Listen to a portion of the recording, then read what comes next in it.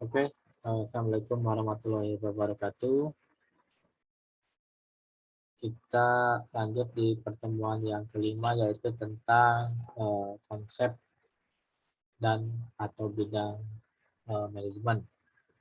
Di sini dalam konsep bidang manajemen itu ada eh, manajemen ada 6 unsur manajemen, ada 6 M ya. Di sini ada manajemen pembelanjaan ya, ada manajemen produksi ya. Nah, di sini pembelanjaan, di sini manajemen yang eh, dari pembelanjaan aja udah kelihatan. Jadi dalam pemberian gitu ya. Kalau dalam suatu perusahaan itu ada yang namanya bagian pembelian atau purchasing, itu adalah ke manajemen pembelanjaan. Kemudian ada yang namanya manajemen produksi. Sini tentunya yang berkaitan dengan produksi suatu barang, baik itu barang dari mulai bahan baku, barang setengah jadi sampai ke barang jadi, sampai ke barang yang sudah siap jual. Kemudian ada yang namanya manajemen biaya ya. Manajemen biaya di sini berkaitan dengan biaya, baik itu biaya internal maupun biaya eksternal, biaya upah, biaya produksi ya, biaya sampai ke biaya lain-lain itu, sampai marketing juga ada di situ ya, dalam bentuk atau di manajemen biaya. Biasanya ini berkaitan dengan bagian keuangan. Kemudian ada manajemen marketing atau yang disebut manajemen pemasaran ya, yaitu manajemen yang tugasnya memasarkan produk yang kita miliki atau yang perusahaan itu miliki ya, baik itu produk berupa barang atau jasa. Jadi kalau barang itu kalau sudah jadi, barang jadi dan siap diedarkan, itu biasanya ada bagian pemasaran itu yang memasarkan ya, sampai ke nyampe ke tangan konsumen atau ke tangan pelaku bisnis atau ke tangan masyarakat akhir. Kemudian M yang kelima yaitu manajemen perkantoran ya, kaitan dengan manajemen perkantoran di sini tentunya yang kaitan dengan apa, kantor atau bagian office-nya ya, dari mulai pucuk pimpinan, kemudian turun ke bawah jadi para supervisor ya, itu yang kaitan dengan administrasi ya.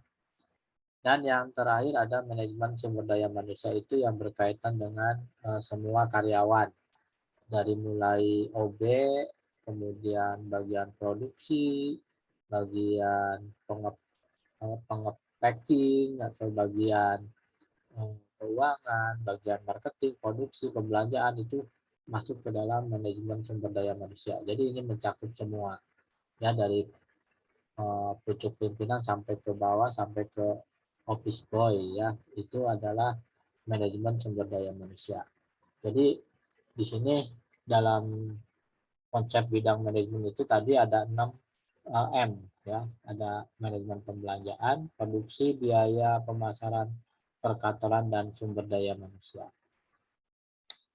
Ya, jadi salah satunya yang mata kuliah ini ada di manajemen sumber daya manusia. Jadi kalau kita bicara SDM di sini otomatis mencakup semuanya tadi ya, mencakup dari mulai teratas sampai yang terbawah ya. Jadi biasanya bagian manajemen sumber daya atau SDM ini atau HRD ya, kalau bahasa di suatu perusahaan itu HRD-nya itu biasanya dalam hal seleksi atau orang yang melamar kerja gitu ya, ini adanya di sini. Dan baru dari sini disalurkan ke bagiannya masing-masing. Ada yang mungkin bidang ilmunya bidang akuntansi, disalurkannya ke bagian keuangan atau di biaya. Mungkin bagian teknik ke produksi, mungkin bagian orang marketing ya ke pemasaran dan selanjutnya ya. Kemudian di sini ada organisasi ya. organisasi di sini ada unsur-unsurnya. Dalam suatu organisasi itu pasti ada unsur yang pertama, adanya orang atau manusia yang ingin bekerja sama. Ya, jadi unsur yang pertama adanya orang. Kalau tidak ada orang ya tidak bisa dikatakan organisasi. Jadi organisasi itu adalah orang atau manusia. Nah, yang bertanya Pak, kalau hewan bisa nggak? Ya nggak bisa karena hewan tidak punya akal dan dia tidak bisa bekerja sama walaupun mungkin ada yang bekerja sama. Ya, tapi kalau manusia punya akal, pikiran, ya punya naluri, punya kolbu untuk saling ingin bekerja sama. Kemudian yang kedua yaitu mempunyai tujuan atau sasaran yang ingin dicapai. Ya, jadi dalam organisasi itu harus mempunyai suatu tujuan. Ya, organisasinya baik itu organisasi yang komersil atau organisasi yang non komersil. Jadi masing-masing mempunyai tujuan dan sasaran yang ingin dicapai. Jadi kalau tidak ada tujuan atau sasaran yang ingin dicapai ya kita tidak bisa dikategorikan bahwa itu adalah suatu organisasi. Jadi harus ada tujuan dan sasarannya jelas. Kemudian unsur yang ketiga mempunyai tempat kedudukan, ya. Maksudnya di sini sebentar. Eh, di sini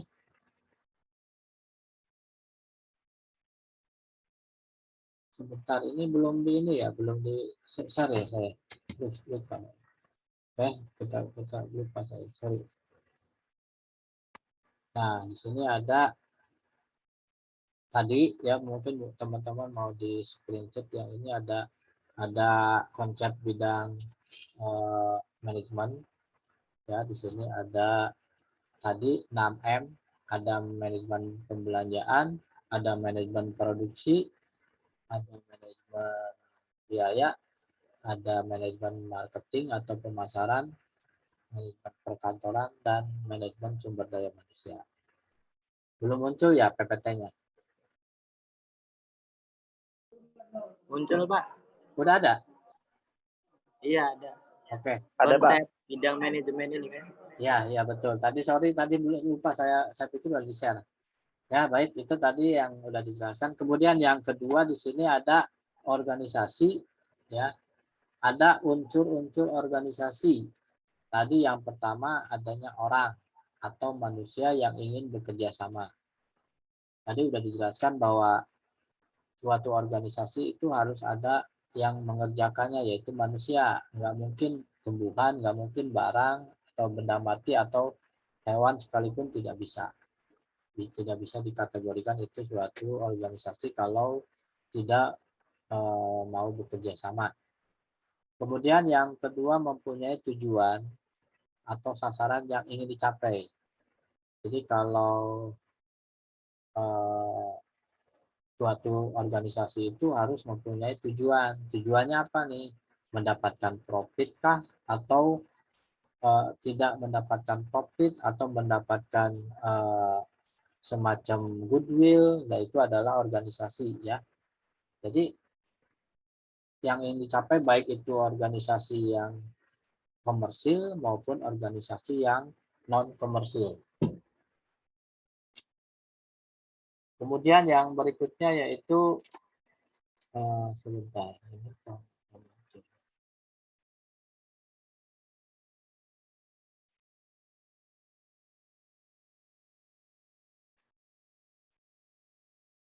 Nah, yang ketiga yaitu mempunyai suatu tempat kedudukan. Ya, di sini bahwa suatu organisasi itu harus mempunyai kedudukan atau tempat. Jadi mungkin kalau dulu yang namanya organisasi itu harus ada kantor lah bahasanya, base camp kalau anak-anak muda bilang ya. Tapi sekarang dengan berkembangnya teknologi, media atau internet atau udah mengarah ke 4.0 ya, atau sekarang mungkin udah 5.0 ya, udah revolusi industri, jadi tidak harus adanya tempat kedudukan, udah bisa dikategorikan organisasi, bisa aja organisasi atau kedudukannya di dunia maya misalkan ya. Kemudian yang keempat adanya pekerjaan atau pembagian tugas. Jadi suatu organisasi itu unsurnya harus ada job description. Jadi harus ada pembagian tugas.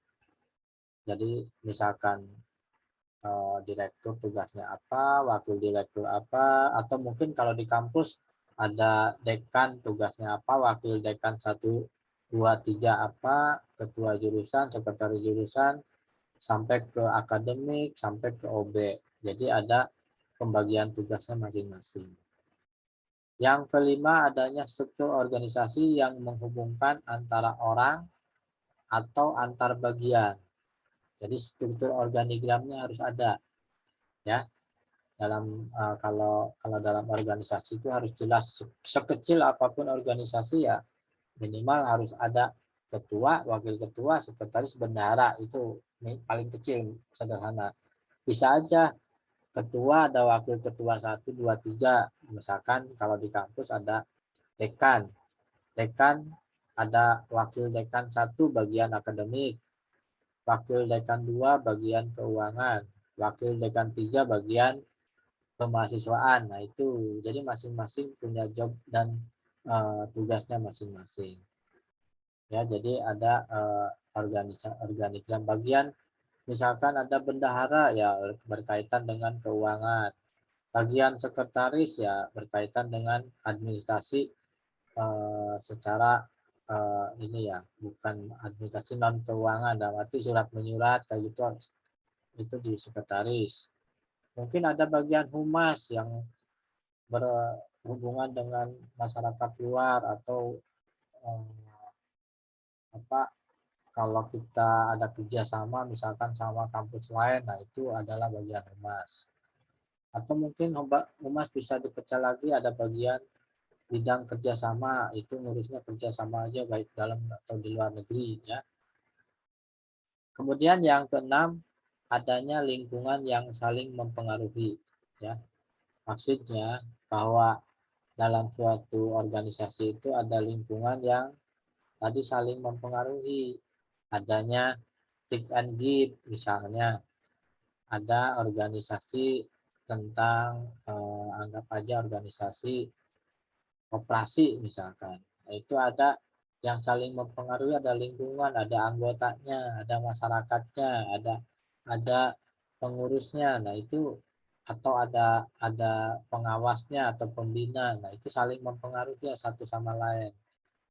Ya, atau mungkin suatu perusahaan yang besar, misalnya ada perusahaan kalau di Serang itu anggap aja perusahaan home industri sate Bandeng misalnya.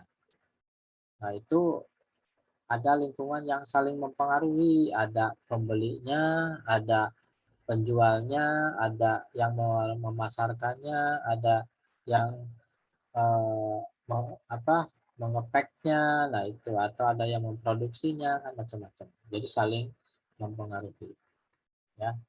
Kemudian yang terakhir ada teknologi yang selalu up to date ya. Jadi dalam suatu organisasi itu teknologi harus selalu up to date. Mungkin kalau dulu yang namanya mesin tik itu paling bagus, tapi dengan berjalannya waktu ada komputer. Komputer juga dulu, zaman-zaman dulu itu, zaman mungkin Pak Indah lagi masih kuliah, mungkin gede-gede komputernya, tebal-tebal. Tapi berjalannya waktu kan tambah ke sini tambah tipis. Ada laptop, bahkan laptop aja tipis sekarang. Ya, jadi itu adalah up to date. Jadi kalau kita tidak mengikuti perkembangan teknologi ya ketinggalan. Dulu yang namanya surat menyurat pakainya misalkan pos dan giro kalau dulu. Kemudian agak maju dikit ada EJNE Tiki ya, atau paket kilat. Nah, sekarang udah zamannya digital, sekarang udah pakainya email. Mungkin bisa dengan WA, mungkin bisa dengan eh, Facebook misalkan. Bahkan sekarang juga nih yang kita pakai ini Zoom, itu juga adalah salah satu kita memakai atau menggunakan teknologi media sosial Zoom. Jadi kita tidak harus ketemu tetap muka, mungkin karena memang kemarin didukung karena memang lagi kondisi pandemi, tapi kemungkinan online ini tidak mungkin walaupun pandeminya sudah normal, tidak mungkin online ini dipindah lagi ke awal, nggak mungkin karena yang namanya teknologi udah kita udah maju masa mundur lagi kan nggak mungkin. Jadi tetap ada yang namanya online tapi mungkin yang biasanya 1 minggu online mungkin 1 kali ada yang offline-nya gitu ya, atau ada yang tetap muka langsung gitu ada itu. Jadi harus selalu up to date. Sampai di sini ada yang ditanyakan dulu, silakan.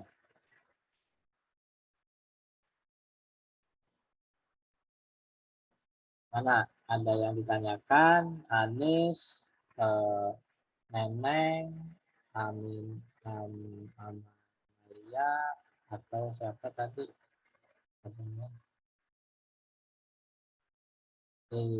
Jangan ngobrol di situ.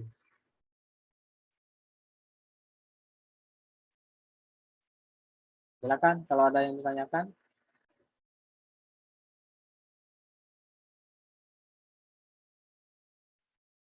Baik, kalau tidak ada, kita lanjut di materi berikutnya yaitu macam-macam organisasi. Nah, ini teman-teman macam-macam organisasi juga harus paham ya. Mungkin waktu dulu zaman semester 1 2 pernah belajar yang namanya pengantar ekonomi atau pengantar bisnis. Ada di sini yang namanya macam-macam organisasi. Kalau itu sudah ya saya hanya mengulangi supaya teman-teman tidak lupa. Yang pertama berdasarkan proses pembentukannya ya. Jadi kalau proses pembentukannya di sini ada yang namanya organisasi formal, yaitu didasarkan atau didasari dengan tujuan tertentu dan diatur dengan ketentuan formal. Jadi formal di sini surat menyurat apanya itu secara formal. Itu dalam pembentukannya. Yang kedua organisasi non formal. Kemudian yang kedua di sini berdasarkan pada hubungan dengan pemerintah. Ada yang namanya organisasi resmi ya. Organisasi resmi di sini yang terbentuk dan berhubungan dengan pemerintah.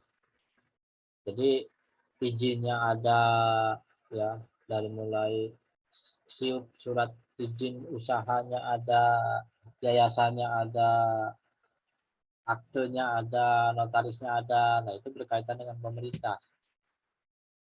Ada juga yang organisasi tidak resmi, ya tidak ada hubungan dengan pemerintah, ya gelap ya atau liar. Makanya zaman dulu ada yang namanya organisasi radio gelap yang tidak resmi. Makanya dia karena gelap keluarnya selalu malam. Kalau siang radio itu nggak jalan, adanya malam saja. Kemudian yang ketiga berdasarkan tujuan. Berdasarkan tujuan di sini ada public organization, yaitu organisasi pelayanan, organisasi sosial. Dari publik aja udah kelihatan bahwa publik organisasi itu organisasi pelayanan publik atau sosial. Ya, kayak misalnya ada posyandu, itu ada apa ya, organisasi yang berkaitan dengan masyarakat ya. Kemudian ada bisnis organisasi atau organisasi bisnis, yaitu organisasi perusahaan yang bertujuan untuk mencari keuntungan atau komersil. Salah satunya misalkan ada perbankan. Perbankan juga kan ada dua, ada perbankan yang konvensional, ada perbankan yang syariah. Kalau konvensional itu memang berbasis cari keuntungan atau komersil, makanya kalau peminjaman ke bank lewat bank konvensional itu pasti ada bunga. Nah, bunga itu yang akan menjadi keuntungan perusahaan atau lembaga keuangan itu. Tapi kalau organisasi yang tidak komersil itu ya istilahnya sukarela dalam arti memang tujuannya untuk membantu masyarakat, ya. Mungkin di sini ada yang namanya organisasi atau bank syariah. Sebetulnya bank syariah itu orang mengkategorikan bank itu adalah bank yang tidak komersil, ya. Makanya dibilang bank syariah. Tapi ya walaupun tidak komersil atau syariah itu pasti ada untuk membagi hasil. Makanya kan disebutnya kalau bank syariah itu bank yang nantinya bagi hasil. Ya. Hasilnya dari mana ya sama aja sebetulnya, cuma beda namanya saja. Kalau ini kan jelas mencari profit atau keuntungan, kalau ini syariah bagi hasil. Jadi keuntungannya sangat kecil, tidak diutamakan, maksudnya gitu ya. Kayak koperasi juga kan, kalau koperasi yang formal, koperasi yang milik pemerintah itu biasanya itu tujuannya membantu masyarakat. Tapi kalau koperasi memang tujuannya mencari keuntungan, ada juga koperasi simpan pinjam gitu ya, mencari keuntungan. Itu biasanya udah berkaitan atau semacam kayak bank-bank swasta begitu. Jadi ada keuntungan-keuntungan yang memang tujuannya untuk supaya sebetulnya sih kalau koperasi itu tujuannya kan mensejahterakan anggotanya. Tapi kadang-kadang kan tetap aja harus ada keuntungan untuk pengembangan koperasi itu sendiri, ya. Oke, kita lanjut di prinsip organisasi di sini ya. Halo, teman-teman masih dengerin? Halo? Mana nih suaranya?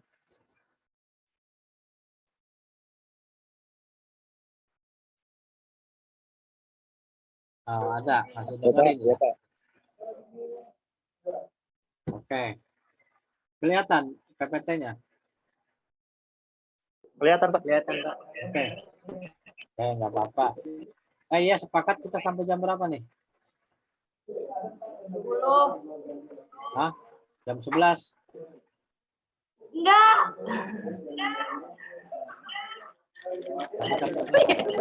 Sampai jam 10. Sekarang jam berapa, Mas Anies?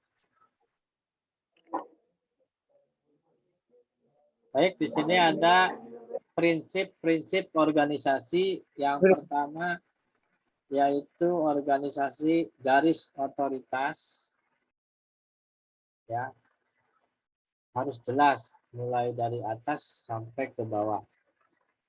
Ya, ini prinsip organisasi.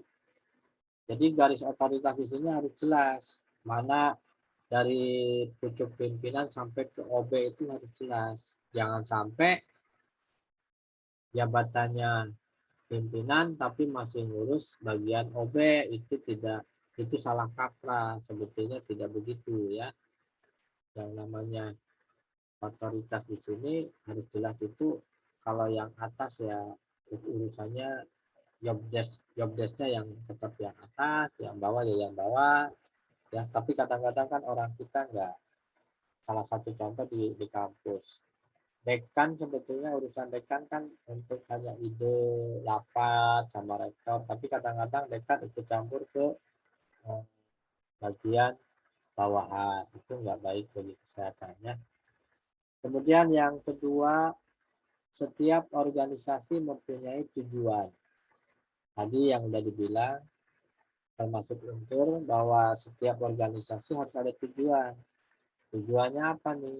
Apa sukarela, apa mencari keuntungan, atau tujuannya hanya untuk mencari popularitas misalkan. Kemudian yang ketiga, jumlah tingkatan otoritas harus dibuat seminimum mungkin. Ya, maksudnya bahwa garis tingkatan otoritas itu tidak banyak, terlalu banyak karyawan ya. Kalau memang bisa dikerjakan oleh 3 orang, kenapa mesti merekrut 5 orang, kan begitu ya. Jadi itu akan mengefisienkan cost, karena logikanya kalau semakin banyak karyawan semakin besar cost-nya ya.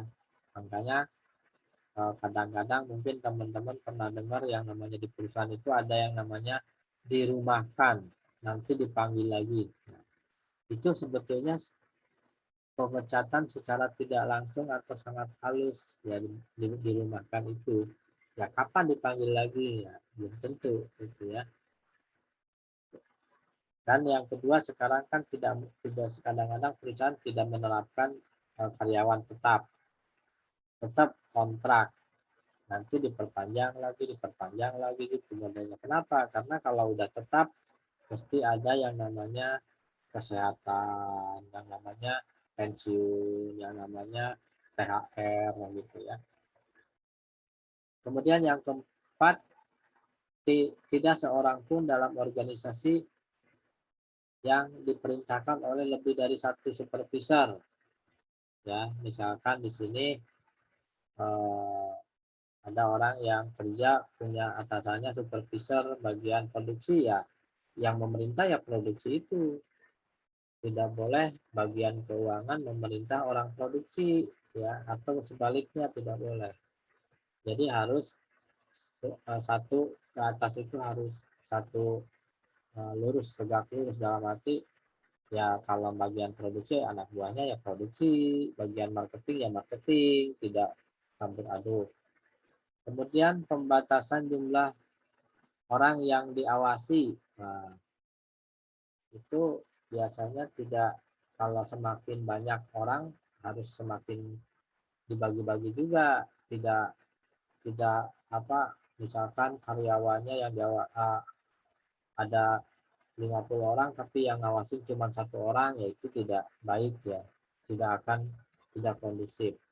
Tapi kalau misalkan yang diawasinya 50 orang dibagi supervisornya misalkan 10 orang, kan masing-masing ada 5, atau mungkin sebaliknya kalau 5 orang yang mungkin 1 orang 10 karyawan ya. Kemudian yang ke-6, struktur organisasi harus fleksibel. Maksudnya fleksibel itu tidak permanen. Kalau memang harus diganti atau dioper ya harus mau gitu ya, tidak harus orang itu saja gitu ya. Dan yang terakhir ada organisasi harus seimbang.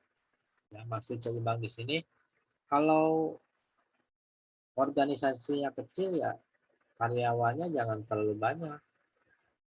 Jadi nanti tidak bisa, atau biayanya akan membengkak atau biayanya akan besar, karena semakin banyak karyawan semakin besar juga biayanya, gajinya, tunjangannya, itunya gitu ya.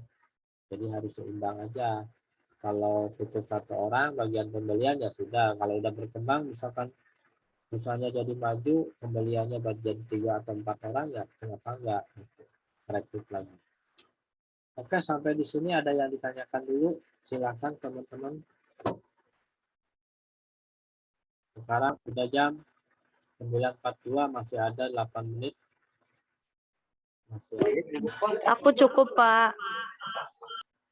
Ada yang lain juga silakan. Tadi sepakat sampai jam 11 jadinya.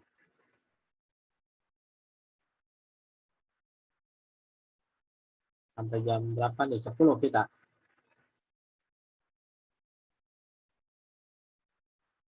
Baik. Di sini ada kita satu slide lagi cukup.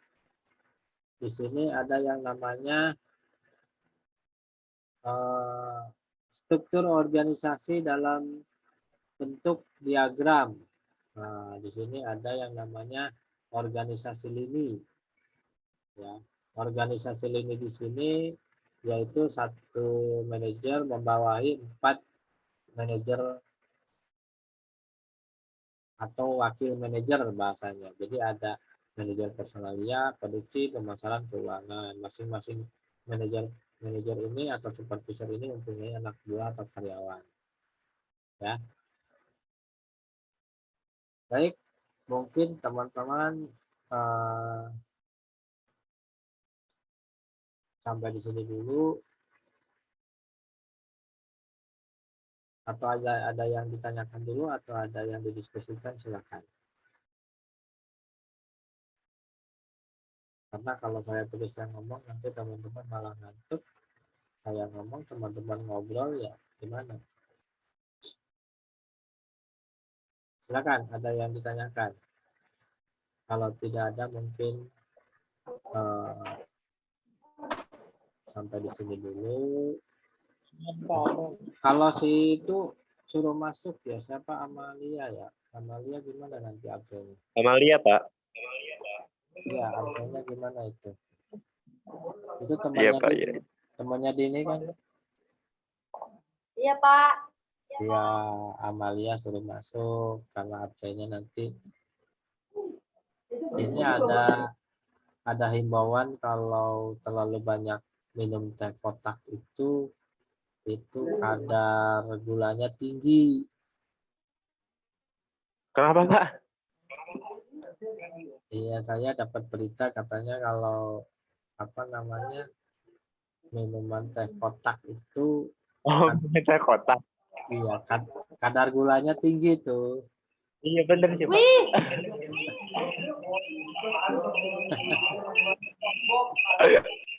Sebabnya Bapak ini. Iya, doyan amat sama teh kotak. Bapak harus minum apa, Pak? Hah? Bapak harus minum apa nih? Minumnya teh botol. Sosro. Ini lagi di mana ini? Di kampus 1. Di kampus 1, Pak. Kampus 1 itu di mana sih? Baru. Ciwaru. Pak Warjo. Di Warjok kan? Warjok. Iya, Pak. Deket Ricis. Iya. Iya, bener. Iya, dulu waktu zaman masih Setimik, waktu Lucu masih Ya, deket. iya, waktu Setimik kan di situ. Oh, ini tuh di ini ya, di dekatnya ruang ini ya, yang buat rapat bukan? Iya, Pak. Iya, yang teras. Ah iya, yang depannya itu satpam ya. Ya.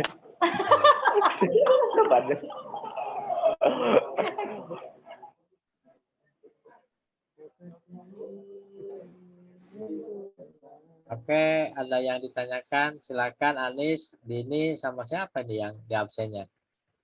Mas Nama. Raisan, Pak. Oh, apa? Raisan? Raisan botak, Pak. Sama namanya kayak Bapak, Pak. Raisan Duta Gemila. Oh, Gemilang. Iya. Iya, kalau sama-sama orang. Iya, Gemilang, Gembang. Di sini ada. Kok nggak ada namanya Gemilang? Oh, ini ada Raisan. Tadi nggak ke absen. Berarti sekarang cuma 3 orang ya? Ya, Siapa aja? Dini, surga. Raisan, Anis, Aneh. Ahmad Jakri nggak ada? Nggak ada, Pak. Kayaknya sip 2 dia, Pak. Oh, sip 2. Mama. Baik, sampaikan aja salam saya buat mereka yang tidak hadir ya. Oke. Mau dilanjut? Mau berhenti? Emang dia cowok tuh kalian setia. Emang cakep. Udah bilang ingin memiliki. Bapak, cowok tuh gak ada yang setia. Ya betul, Ibaratkan betul, betul. Iya, Pak. Gue benci cowok suka selingkuh. Silakan, ada yang ditanyakan dulu sebelum ditutup. Siap, tidak. Kalau nggak ada, ditutup dengan doa. Silakan yang mau baca doa siapa?